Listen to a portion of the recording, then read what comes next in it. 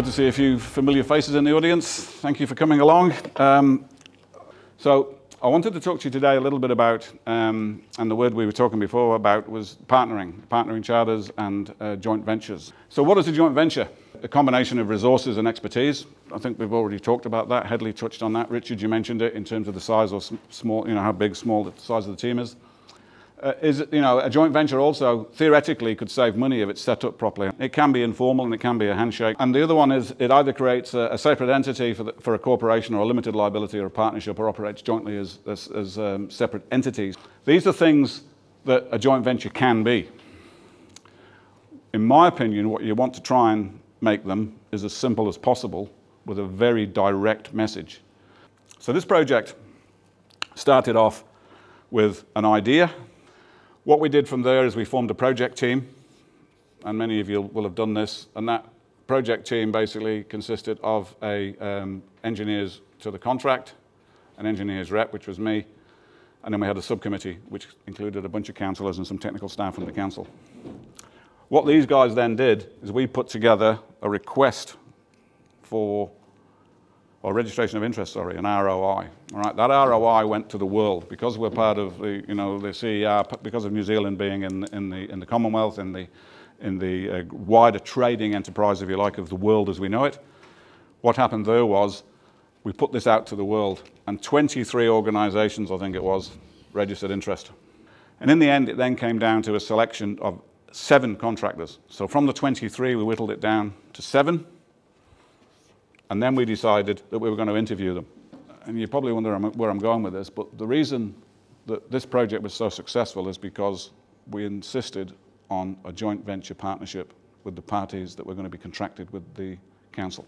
But what you've got to do is when you're doing your project, when you're putting one of these tenders in, and when you're putting in together a JV, talk to the person that's in your partnership, and I'll talk about partnerships in a minute. Talk about the person that you've formed together a team with, and say, who's going to do what, and what's the risk of us, what's my gut feeling on the risk of this project coming into my office and getting it? Because it's the euphoria of winning a project, and you get the letter to say you've got it, and you go, oh shit, now what? You've got to get humans, you've got to go and build it, and then you think, oh Jesus.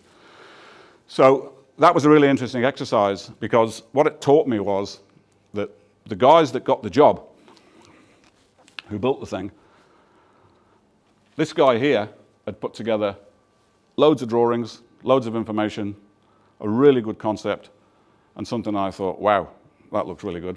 These guys did something very similar. They were a smaller builder than these guys, but very professional. These guys did nothing, and they just said, what do you want? No drawings, nothing.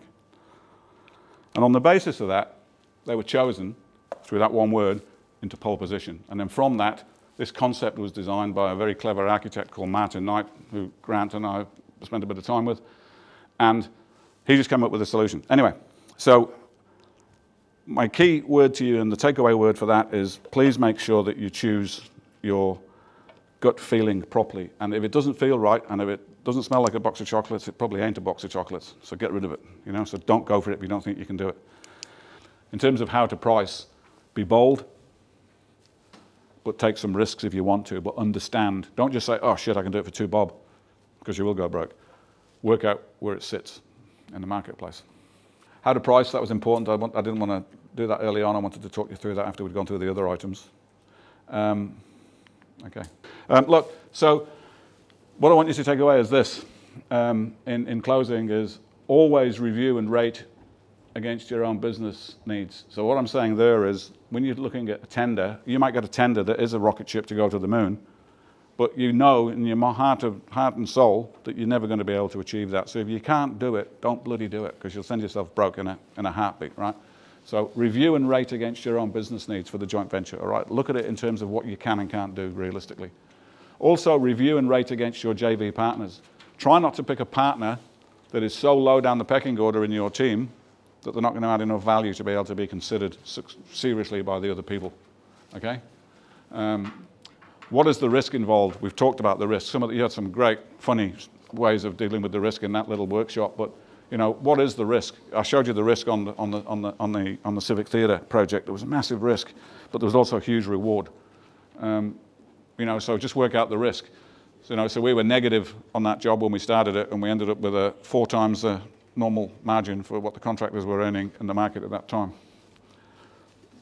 Reasonably key question, can you bloody do it? You know, I wouldn't have a clue. I quite often use, that's why I use that analogy of fly me to the moon.